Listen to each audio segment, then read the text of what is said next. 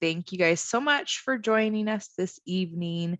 I really appreciate you guys taking time out of your busy schedules, especially during these holiday times. Next week is Thanksgiving, which is wild. I just really appreciate you guys being here. So this evening, we are going to be going through the 10 steps to financial freedom. And I do want to say right now, it sounds easy saying 10 steps, but of course, this is going to be your own journey. There will be ups and downs and step forwards and 2 steps back. But what I'm hoping that we do this evening is just to give you guys some guidance on what you can do to become financially healthy and reach financial freedom. So I do want to introduce myself. My name is Chelsea Risco, and I'm going to be your host this evening.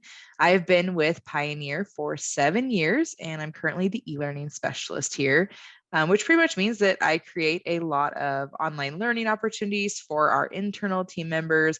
And then this year, we started offering opportunities to our members and communities, which has just been really fun and honestly really rewarding to be able to interact with you guys and get your feedback and hopefully give you guys some tools and some information that you should be getting from your financial institution. And we definitely want to live out that people helping people mission. And so I'm just glad you guys are taking advantage of this. And we will be continuing this in the next year, which is very exciting. We will be taking next month off and then kicking things off again. So make sure when you guys do your survey at the end, throw in any ideas you have for things you want to learn about next year. And so we'll see what we can get done with those suggestions. So again, thank you guys for being here. We're going to go ahead and jump into our subject this evening, which again is the 10 steps to financial freedom. So I'm wondering if you guys can jump in the chat and tell me what you think financial freedom looks like. Whether it's like the ideal version of it, what it looks like for you specifically. I'm just curious if you could share with me what financial freedom looks like for you. And just to make sure, if you haven't used Zoom before, you should have a little toolbar with some tools to interact with me throughout the night. So you should be able to find a little button that says chat, looks like a little chat bubble, and then chat in your answers to that. So what does financial freedom look like? All right, here we got some answers coming in. Okay, so we've got not worrying about money. Yeah, I mean, it's so simple, right? But it's true. To not have to worry about money would be such a relief, right? Freedom is the key word. Not living paycheck to paycheck, being able to add quack with no worries. I'm not sure what quack is. Guacamole, is that what you meant? But again, okay, so not living paycheck to paycheck. Yes, guacamole. I knew it. I knew it was guacamole. Yes, good answer. Yes. Reaching all of my goals, feeling safe in my future. Yeah, a lot of people are looking at the future too, right? Like, what does that look like when you can retire and not have income and hopefully have retirement that you can live off of? Yeah, great answers. Yes. So I would agree. That is definitely what financial freedom looks like to me as well. So tonight we are going to walk through some of these questions together, which kind of I say would be like the things that would get us to that financial freedom, right? So we're going to talk about at a very high level view, your financial goals.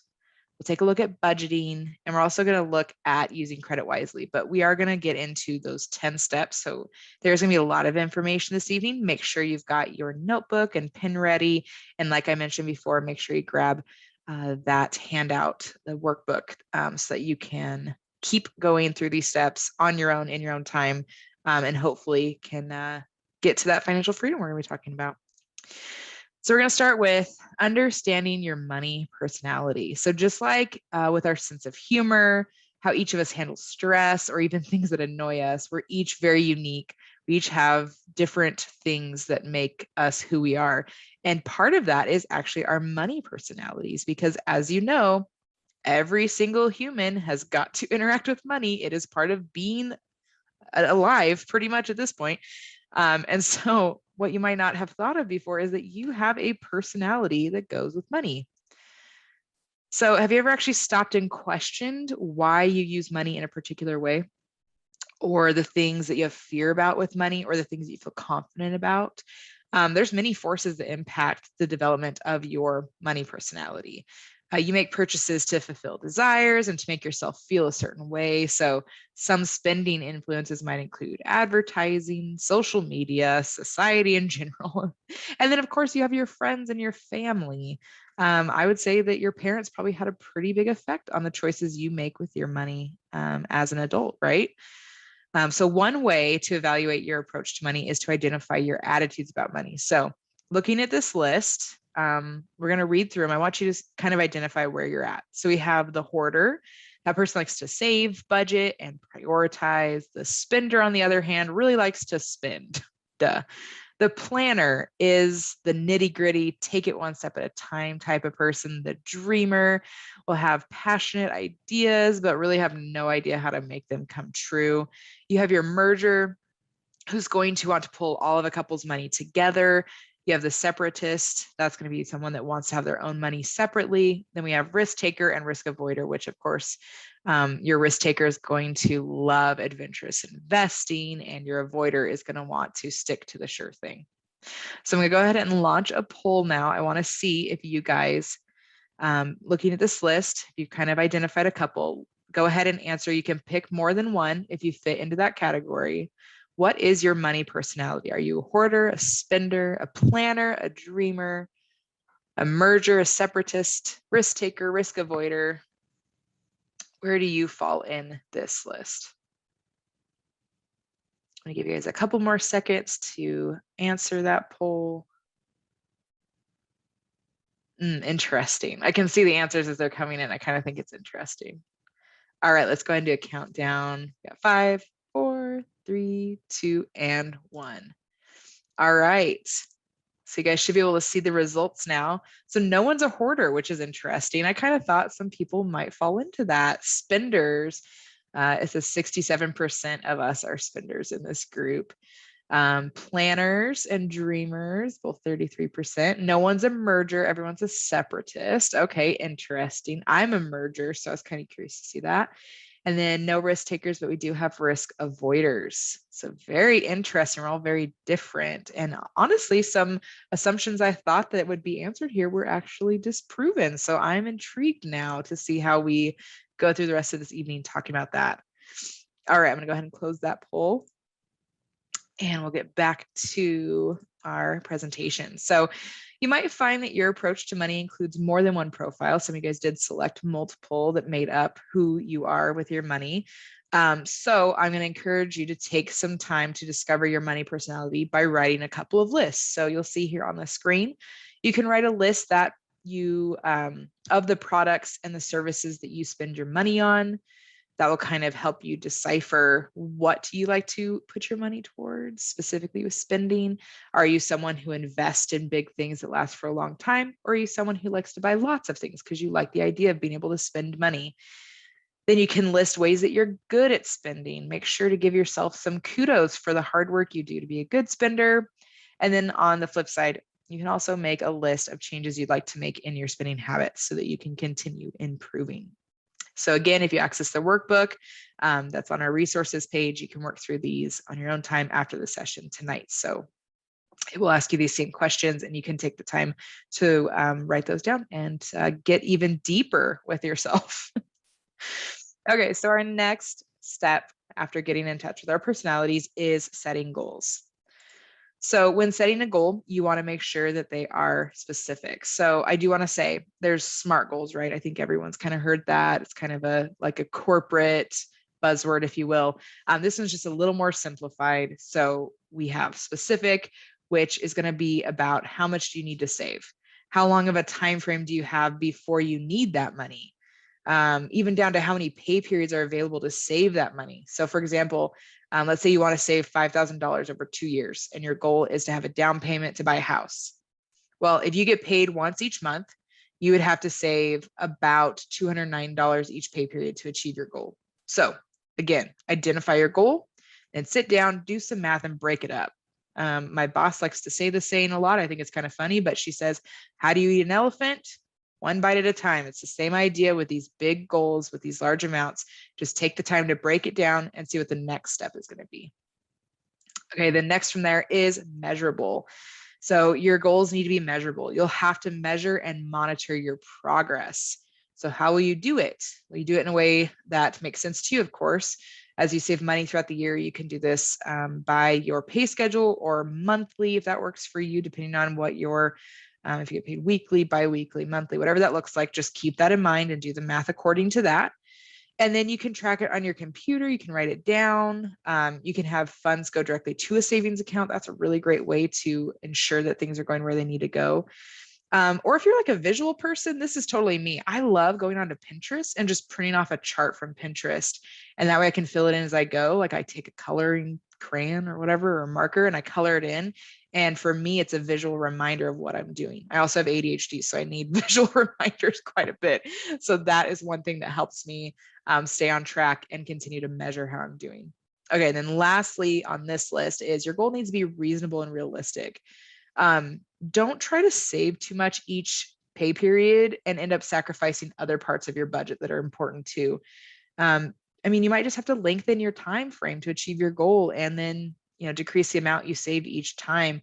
But remember, saving is a lifelong process, and a consistent, systematic approach will pay off. You just have to put them in place.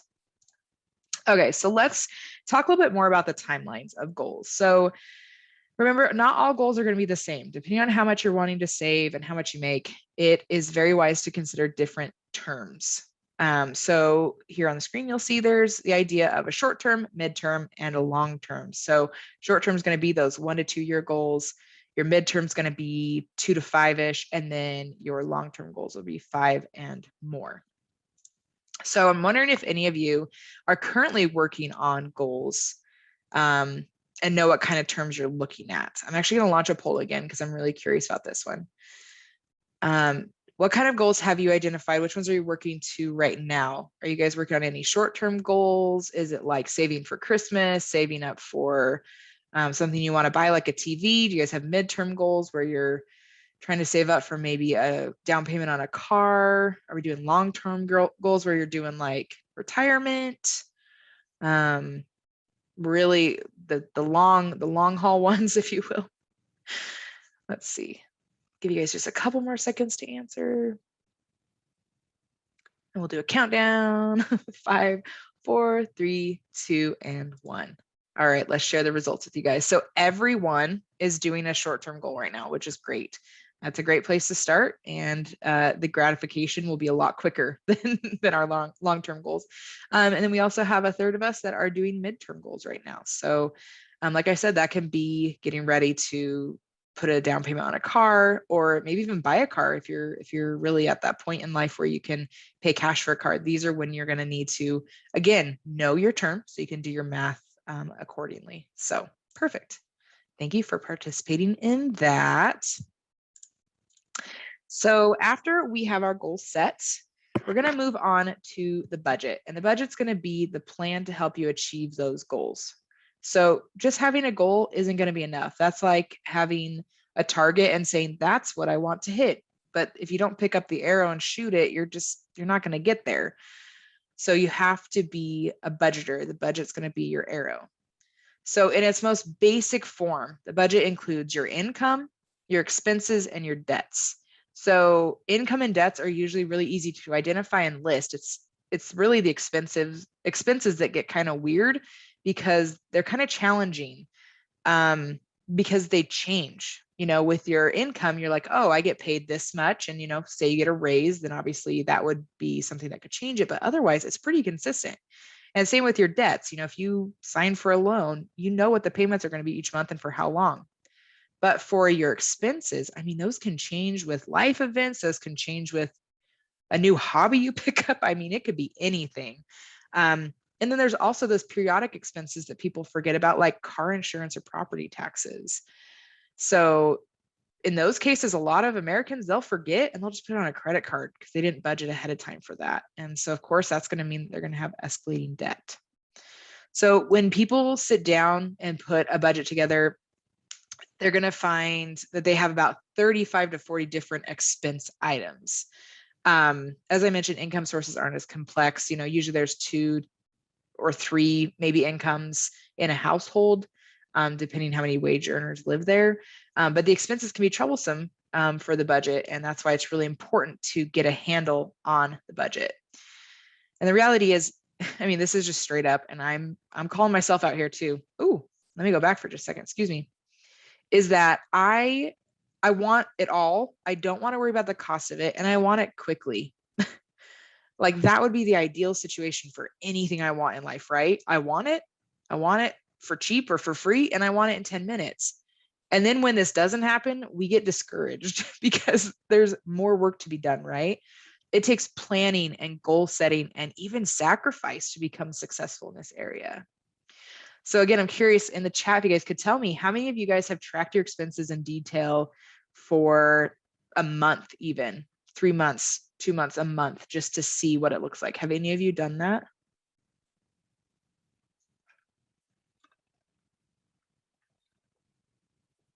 And maybe if not, why haven't you? Is it scary? Does it seem too troublesome? Okay, so we're getting some yeses. Okay. So you guys have. So I'm curious if you have. Yes, and yes, it's scary. Yes, it is. What did you guys learn about either yourselves or maybe about your money personality? What did you learn by looking at that month of your expenses? What did that look like for you? I have my own answer, but I really want to hear from you guys first. I don't want to, make it the Chelsea show, but I laugh because it was the most painstaking moment for me to sit and look at my bank statement for the last month and go, oh my gosh, the amount of money I spend on coffee could probably be helping people in need. Let's see. Some of them are more impulse than I'd care for them to be. Yeah, I am 100% impulse buyer. Absolutely. Yeah. Eating out more than I thought I was. Yeah. Right. I always think like, oh, I'll just eat out this one time. And then I look at it and I'm like, wow, I went to eat out a lot. Like I could have definitely made this food at home. Let's see, thinking I didn't get restaurant food as much, but then realized I went way too many times. Yep. Same. Okay. So you guys are on the same page there. So food is a big one. I threw in coffee. I think we can just put that in there. Something about the convenience of driving to a window and getting something to ingest is like very great, I guess. I don't know. Yeah, coffee totally. Oh, and subscriptions I forget to cancel. That's a really good one too. Oh, yeah. They add up too. You know what's weird? I sign up for something. I'm like, oh, it's only like $5 a month. But then I sign up for 10 other things that are $5 a month, and all of a sudden it's 50, and I'm like, ooh, well, oops, didn't really figure that out. Yeah. So subscriptions is another really good example. Yeah. Okay, good. Thank you for sharing that. I appreciate it. Let's see the installment payments that are very tempting. I know. You're right. Yep. I'm glad I'm not alone in this. I'm glad that we all like look at our past phone and go, oh, oops. I'm hoping one day I'll be able to look back and be like, wow, I did perfect, but I'm not perfect. So I'm pretty sure that'll never happen. Well, thank you guys for sharing. I really, really appreciate that. And just an encouragement, it's not until you know where your money really goes that you can actually make those adjustments. So as uncomfortable as it is, as hard as it can be, especially if maybe you are sharing money with someone and you have to work together on it, it's truly the first step to change, because if you don't know where you've been, you can't really see where you're going as far as making adjustments and reducing or changing expenses. Because again, the goal would be to free up money to save so you can achieve your goals. So you guys got a little sneak peek at this, but let's jump in. So this is a budgeting guideline. So the idea is once you've created your budget, you want to make sure you compare it to financial guidelines that financial experts recommend. So here's a chart that's for that. So as you'll see here, they say that you want, and this is again, percent of your monthly take home pay. So of that take home pay, they believe that 25 to 35% should be your mortgage or your rent. They believe that food should take up 18 to 23%. Consumer debt, which would be your loans, would be 10 to 20%. And lastly is savings at 7 to 10%. And here's another really interesting percentage for you. Most people tend to underestimate their expenses by about 25%. 25%. I'm just saying, like, if you did the math on that, that's a lot of money. It's a lot of money that you don't realize you're not, that you're spending, that you're not expecting to. So again, the point is to track it monthly, even weekly, if that's something you need to do with your budget. So if you notice on the last slide, it did say savings was factored in at 7 to 10% of your take home pay. So what I'm encouraging you to do is to make savings part of your budget. So here is an ugly truth that a lot of us can probably relate with, but a lot of us will pay our bills first. And then at the end of the month, we'll just kind of hope that there's money there to save, but usually there isn't. But there is a way. So through disciplined methods of paying yourself first, which is another kind of buzzword. If you guys have been on my past webinars, you've probably heard me mention the idea of paying yourself first. And the idea of that is to make saving part of your budget, not the leftovers, but the actual plan in which you apply your money once you get your money from your paychecks, is to make saving part of it. And also living within your means is how you can really prioritize and begin saving. I do want to share a quote from Jane Bryant Quinn. She's a popular personal finance writer. And she wrote, "The shortest recorded period of time lies between the minute you put some money away for a rainy day and the unexpected arrival of rain." And I was like, oh, that totally just hits my anxiety. But I mean, like, really, like, why have an emergency savings account? What's the point? Well, the big thing is to protect against uncertainty. Like, and if you're a person who might be a little anxious and unsure, man, like, knowing that you have that there could be great for your mental health. It could be great for your relationships. It could be great for just knowing that you can survive and weather a storm, right? It also prevents the need to liquidate assets. So you're not needing to get rid of your car or your house. I mean, like, if things get really bad, like, you may have to get rid of some big things, right?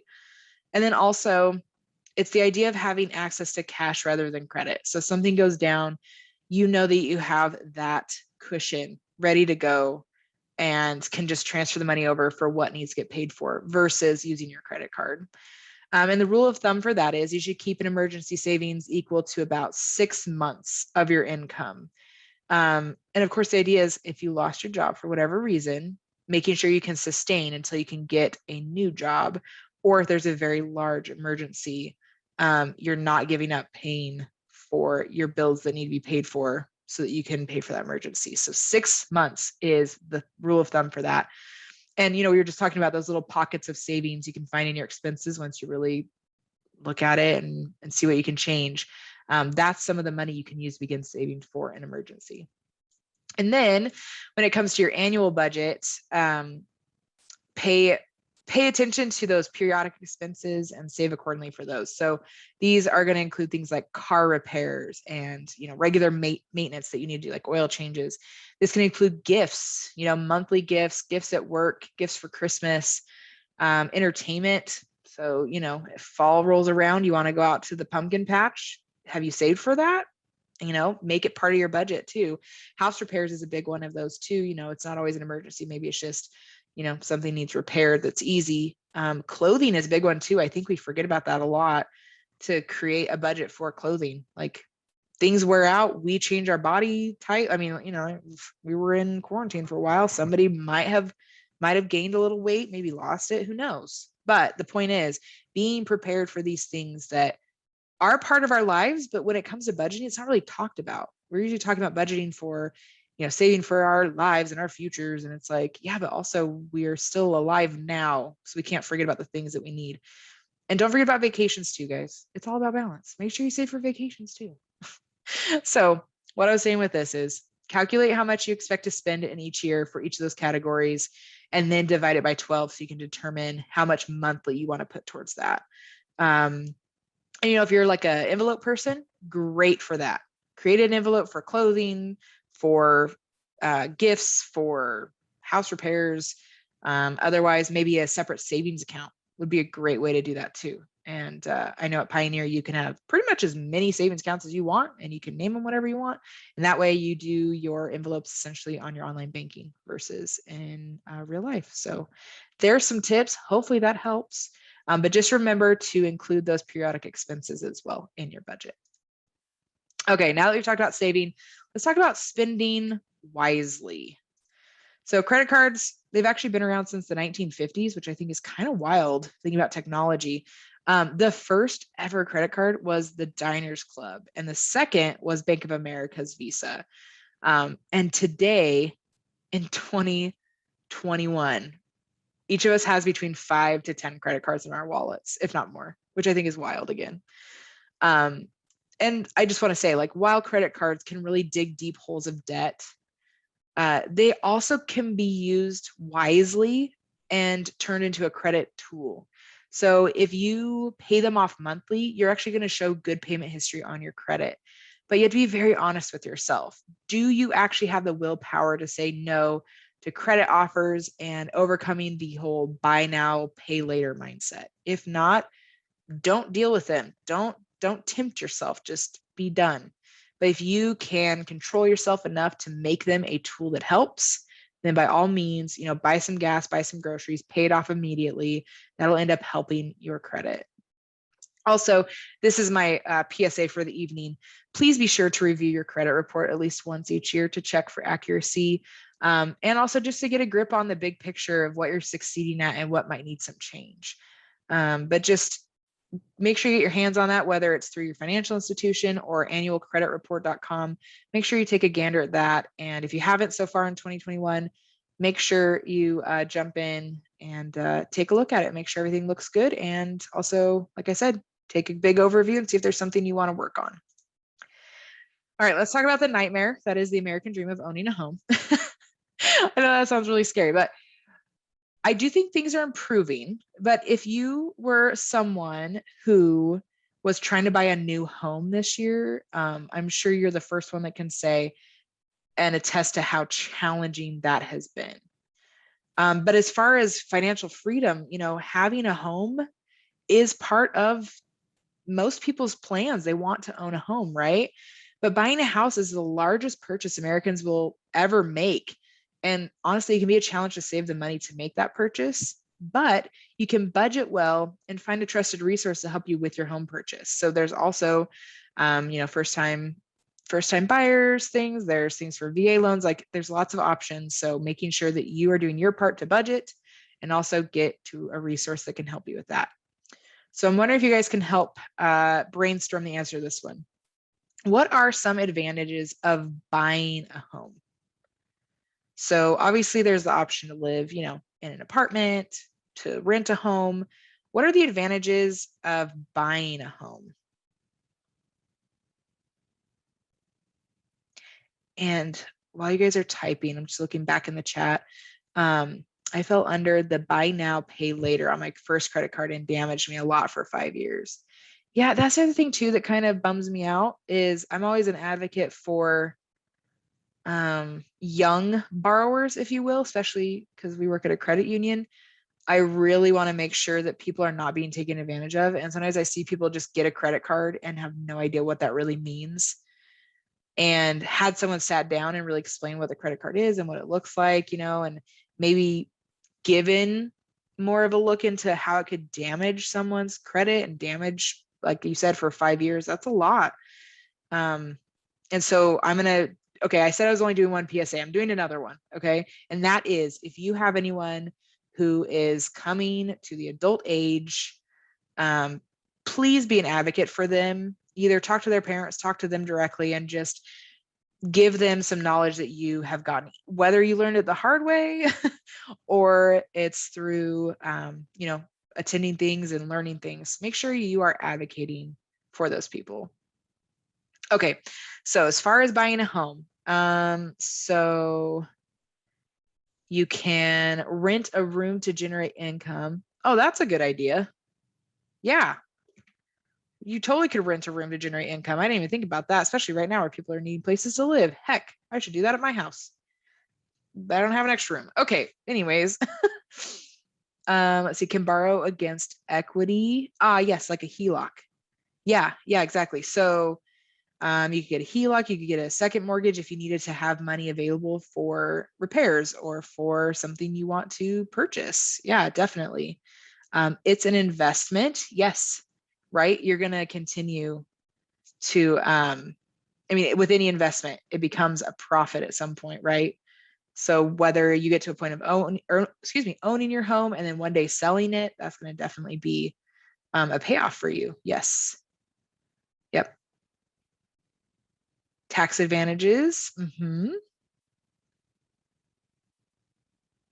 And protection from rent increase. Yeah. I've heard some horror stories about rent right now. Yeah. I mean, usually with mortgages, you get locked in and you know what your payment is. With rent, man, I've heard people who pay rent for smaller places and they pay more than my mortgage. And I just can't even fathom that. It's just wild that people are having to deal with that. Yeah. Well, good. Thank you guys. That was great. So we know the benefits are there. So it comes down to how to do it wisely, right? Um, and honestly, that really comes down to not getting a home that's too big for your budget. So I would definitely encourage you guys to, if you're in that place, talk to someone that you trust to help you identify a realistic mortgage total and monthly payment. And then, get your qualifying ratios in line. If you need to talk to, again, a mortgage lender and see where you're at, they're going to be looking at your housing debt to income ratio. They're going to look at your monthly debt to income ratio. And so you want to be prepared with those things ahead of time. So again, this is just a lot of setting you up for success to buy that home. So you can definitely work through those steps to complete our step 6, which is to own a home. Good stuff. Okay, we're going to move on now because once you've had a home and you funded an emergency savings account and monthly debt payments aren't too crazy, they're at a comfortable level. Now it may be time to start building that nest egg. And again, I think a lot of people have heard that. But what that's referring to is really investing in your future, setting yourself up for success down the road. And we're talking like pretty far down the road, right? So as far as what you can invest in, there's some higher risk things, there's some lower risk things. Higher risk is usually going to mean you get higher returns, but it also means you get higher losses. So you need to know your options. So stocks is going to be, and by the way, I have a joke with my husband. He loves stocks. I know nothing about them. I call them stonks because I think it's really funny. But it is important to understand these things when you get to the point of wanting to make money with your money. So a stock is essentially ownership in a company. So you can buy stock in Apple and Coca-Cola. Bonds are debt for the issuer. So you're essentially the lender. You lend the money for a promise of return of interest payments. And then there's mutual funds. So that one is a pool of money. And that one's, you actually diversify within each class with mutual funds. So I'm sorry, I'm not an investment guru. I just want to throw that out there, but I thought it was important to kind of know some of the terms that are floating around with investments. So typically most investments result in increased value over time, but be sure to seek out investment experts to help you find the best option for you and your goals. So now let's touch on retirement plans. So at work, I am always, okay, 3 PSAs, just let me have it, okay? always get the match on your 401k. There are some really great companies out there who offer crazy matches. Please snatch the match on your 401ks or your 403bs. Then max them out. And then from there, you can start an IRA. And then you can choose what IRA makes most sense for you as far as the taxes. So Roth IRAs are popular for those starting an IRA earlier because of after having putting in, I should say, a taxable input, then you're going to receive a tax-free output. But again, the key is if you can start investing sooner at a younger age, then you can take advantage of time and the compounding interest. Then, of course, there's also CDs and savings bonds or even money markets, which aren't going to be as big of returns, but at least you're starting somewhere. So if you're at this point, there are so many options, right? I just listed like 10. There's so many options, but the key is There are people who are trained and who are professionals with investments, and they would happily partner with you to make sure you get the best option for your money and also make sure that you're getting the most for your money. So make sure to seek out an investment expert if you are at this step in your financial freedom journey. Okay, from there, let's talk a little bit more about taxes, right? So there isn't much you can do to avoid taxes altogether, because again, we're trying to save money here, right? But you can take advantage of a number of strategies to pay less tax. So tax deferred and tax-free investments, like we were just talking about with the IRAs. There's year-end tax planning. There's taking full advantage of tax laws. Those will all save you money on April 15th, which is the tax day. I do want to say Pioneer employees are not trained tax experts, including myself, so I cannot speak much further on this, but I do highly suggest you find a trusted tax advisor once you reach this step. So get ready to enlist an investment specialist and a tax advisor, okay? Start putting out references and find who you need. Okay, and then step 9. This step isn't so much about saving money as it is about protecting your money and your investments. So we're going to do a quick poll again. I want to see where you guys are at with insurance coverage. And there we go. Should be up for you guys now. I am asking, which insurance coverages do you currently have? So we've got life insurance, health insurance, auto insurance, renters, homeowners, disability, long-term care, umbrella policy, maybe. I really hope everyone answers auto, because you should not be driving a vehicle without auto insurance. Also, I hope you have health insurance because, well, our bodies are probably the most volatile thing we own as far as not having accidents and stuff, right? Let's see, life insurance. Some people have life insurance. Anyone have renters insurance or homeowners? Maybe disability. That's something we sell on our loans here at Pioneer, as well as life on that too. Long-term care, anyone? All right, we'll go ahead and do a countdown. 5, 4, 3, 2, 1. All right, so we have half of us have life insurance. All of us have health and all of us have auto. That's great. That's wonderful. I'm so glad. I didn't want to turn anyone in. Just kidding. I do think it's funny when people are like, I don't have auto insurance. And I'm like, okay, please don't get pulled over because you're going to get in trouble. But that just shows it's kind of a necessary thing we need to understand and have, right? But look at all these coverages. There's so many different ones that you can have. There's renters, homeowners, disability, long-term care, and umbrella, right? So for that, here's some tips. And that is, I advise that you take time to review potential damage from not being insured enough, meaning you're not covered enough and face essentially getting little help if worse comes to worst. We don't want to think about those things, right? It's uncomfortable to think, oh, wow, if I died, who would take care of my things, right?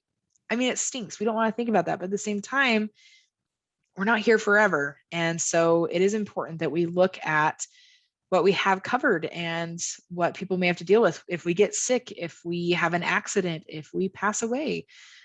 So again, review what the damage would be if you weren't insured enough. And then on the flip side, looking at what gaps can be filled. Maybe there's things you haven't previously covered, but now you find a need to. Then there's the thought of what you own of measurable value that you can't easily or economically replace without insurance. So like a vehicle would be a really good example of that one, or your home. And then on the flip side too, like, is there a coverage that you can safely drop? Is there something that really doesn't need that coverage anymore? I'm always going to err on the side of covering things, to be completely honest. I'm a worrywart. So just like having an emergency savings, this is the same kind of idea for me. I just need to have that peace of mind knowing that I'm covered in case of something. Okay, last time I'm saying this, again, Pioneer employees are not trained insurance experts. Other than the debt coverages we offer on our own loans, definitely encourage you guys to seek an insurance agent or the one you've been working with, and just, again, take a look at your whole life and everything that you have and say, you know, what should I be having covered? and how much will that cost, and go through all the steps to make sure that it would be wise to add the coverage, to lessen it, whatever that looks like. Okay, so you guys have a lot of homework. You need to find 3 people. You need to find tax advisor, investment specialist, and insurance specialist. Okay, so you guys got it. Okay, this one's a little easier. Okay, this is step 10. So if you guys can make it to step 10 on this journey, you're doing great. So the key here is to keep good records. So you might think, ugh, so much paper, I don't know how to get it organized. But I would encourage you just to keep it simple. It doesn't need to be something crazy. Get a file folder, give one of those accordion folders, whatever, and just create a system so that you have everything together. Again, worry wart over here. If there's a house fire, I know exactly where my file folder is, and I know to grab that thing and run out the door. I probably should get it fire safe. Anyways, this is not about me. This is about this. But if you prefer home files, just use a system that's simple and convenient and organized. Or if you're more techie, find a way to keep everything in one place on your computer. Create a file there, or a locked file so that you can have everything safely there, but easily accessible.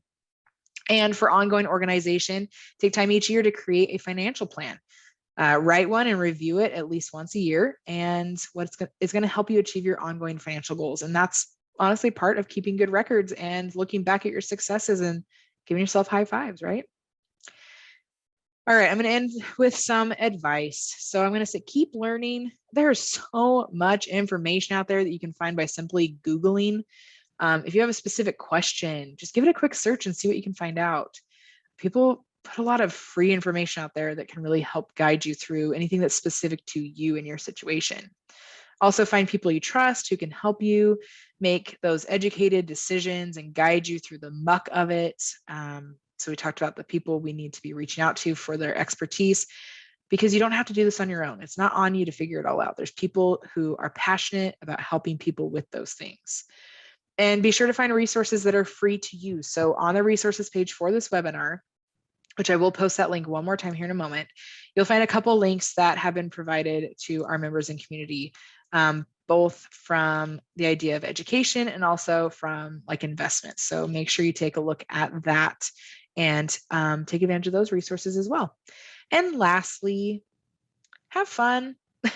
There's not a lot of things that we can control in life, and even money is not really that controllable, but we can really get our hands on our finances and put in the work and then celebrate our wins. And you can make it fun by having charts or contests or whatever. You can make these things fun and also have that payoff in the end where you've done the right things to make yourself feel free from your finances and within your finances.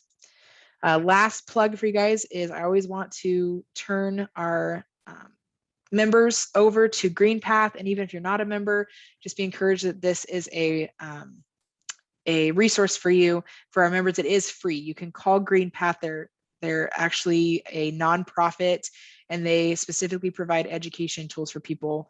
And their goal is to help those people live financially healthy lives. So again, on the road to financial freedom, these are great partners in that. If you feel like you're 8 steps behind where we started on step 1, and you can't even imagine like starting any of these steps, I really encourage you to get in touch with Greenpath and see how they can transform your finances for you and with you. It's going to be you guys teaming up, which I think is really cool. Okay, so we've reached the end of our time. That's all I have for you guys this evening. So that was a lot of information, some tips and tricks, some advice that I really hope was helpful to you guys. I'm so glad you guys joined me tonight. I'm really just so happy that you guys were here and took the time to join me. And so again, please take the survey. You might win a gift card. We will be off next month, but we will be back in 2022 with new webinars. And I hope you guys have a wonderful evening, and we will see you next time.